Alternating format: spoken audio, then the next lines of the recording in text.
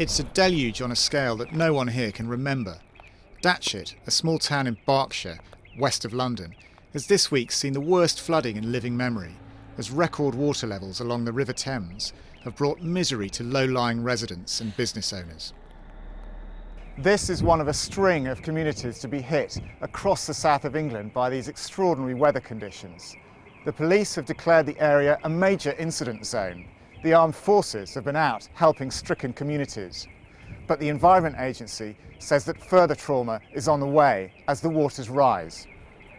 I spoke to one resident who said he felt physically sick when the water finally came into his property at 7 a.m. in the morning, in the knowledge that there was absolutely nothing he could do about it.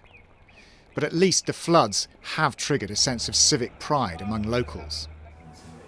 There has been a definite sense of community spirit. People have been pulling together and looking after the neighbours, etc. You know, especially with elderly people have been a bit worried as to what's going to happen if their houses do flood. So at the moment we're quite fortunate. We haven't flooded and we can still walk about relatively easy, but I think it's only going to be another few days to go before that it will flood this area. The floods haven't just affected people's homes. Local businesses too have been hard hit, with retailers across the town forced to shut their doors and some facing big repair bills. It's cost us tens of thousands to open each branch, and it's worrying. I'm just hoping that we can get enough sandbags and barricade the doors so, you know, it doesn't flood. That's the main thing, because that'll put us out for a couple of months at least to try and get everything back online again. But for some businesses, like the 15th century Royal Stag pub at the heart of the town, the floods have brought more people through the door, at least for now. Everyone just got together. I've never seen the pub so busy before. Everyone loves this pub. It's quite a homely pub. It's all the regulars. Well, if it rises a bit more, then we'll have to shut the pub. We'll have to get all the furniture out, which is going to be a bit of a nightmare. And then we'll have to, clean it all up and everything.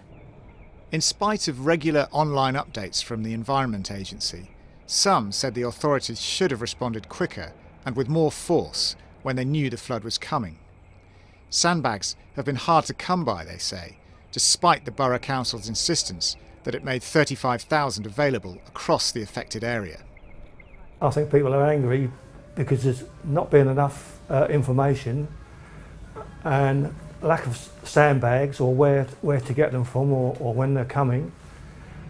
I realise that it's such a big area for the Environment Agency and everybody to cover.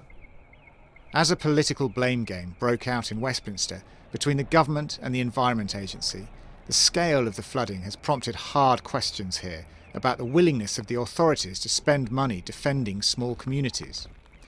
The Treasury rules on the costs and benefits of investment in flood prevention, which favour dense urban areas over rural ones, have also come under scrutiny. Meanwhile, the people of Datchet will be wondering when and how this battle with the elements will end. James Pickford, Financial Times, Datchet.